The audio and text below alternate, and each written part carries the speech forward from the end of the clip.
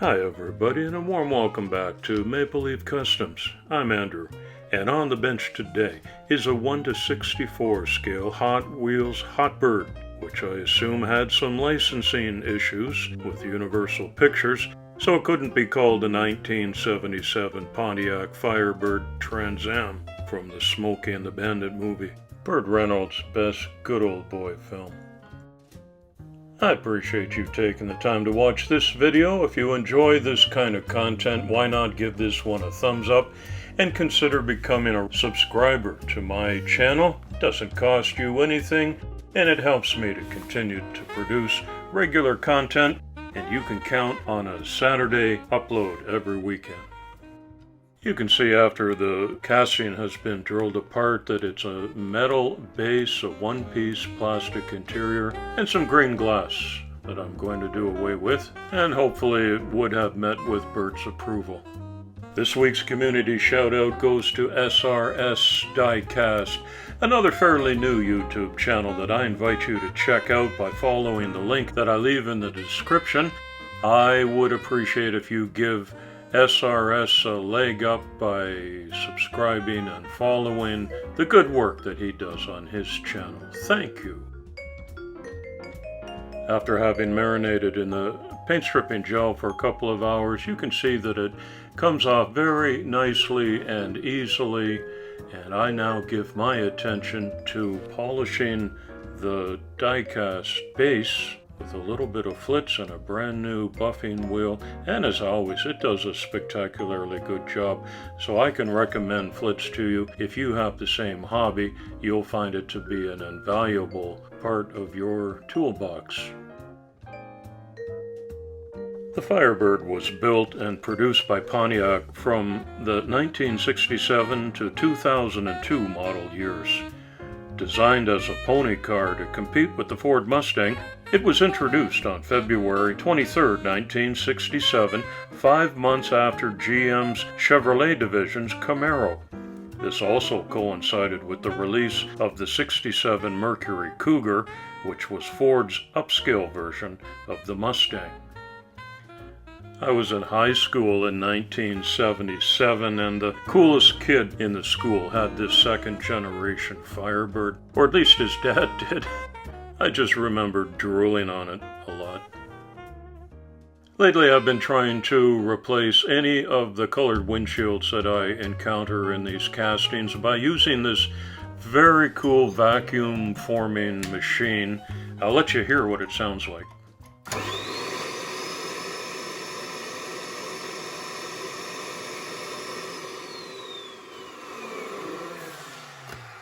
The top swing arm melts a piece of 0.5 millimeter plastic. I lower it down, hit the vacuum button, and it vacuums the media right onto the original windshield, which I now remove. Of course, that's going to require some careful trimming of the excess plastic, which I do with a pair of scissors, and now you can see a perfect replica, and it's clear.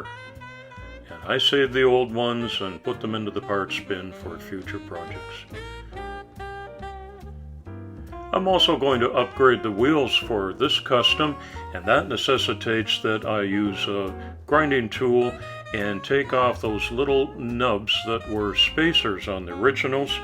And here's a brand new set of Samed wheels. I'm going to use 10 millimeter in the front and 12 in the back, and their gold rim, which is going to look outstanding when this is all painted up and done. Here's just a dry fit, and I'm checking to see that they feel the wheel wells properly, and like the windshield, the old wheels go into the parts bin as well.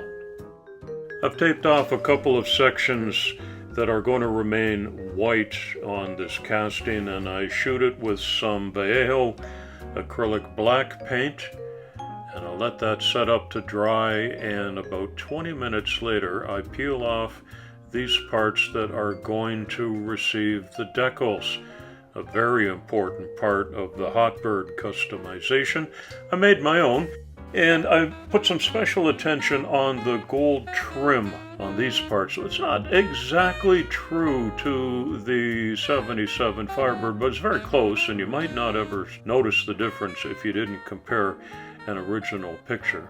I print these on blue back laser water slide decal paper, and once applied and fitted and jiggled into position with a toothpick, I smooth out the air bubbles with a Q-tip, and once that's set up, I'll put some Decals sole on there, and that will help them to conform to the natural lines of the casting. As the story goes, the movie director Hal Needham tossed around a few different ideas for the Bandit's car, but once he saw the 77 Pontiac Firebird Trans Am, his mind was made up. But did you know it wasn't a 77 that was used in the movies, it was a 76 with the 77 front end attached. Production hadn't even begun on the 77s yet. 3 of the stunt cars from the film were literally destroyed by the end of the movie. The remaining car, used for the last scene of the film, had to be pushed from behind by another car during that scene because it couldn't even run anymore after the beating that it had taken. I used my Bandit resin pen to reaffix the replacement windshield in the center of the T-roof, as well as on all 4 corners, front and back. The one-piece interior clicks back into place, as does the metal chassis. You'll see the headlights just fit into the front grille to hold it in place, and the body clicks back together. When I was disassembling, I never did drill out that back rivet. It was too fine, so now I use the Bandit resin pen again to fill that hole, and I'm putting just the head of one of my regular 256 screws in that place. It serves as an anchor to hold the chassis and the body together in the resin, as well as just a cosmetic piece to look like it's been screwed together. Let's have a closer look at the Hot Bird and all the updates and extras that I added in. I like that clear windshield so much better, and the Samed wheels are perfect on this. I touched up the tail lights and the reverse lights, and you can see all the decals and the window edge trim that I did, and a custom logo on the bottom of the polished base. It looks fantastic.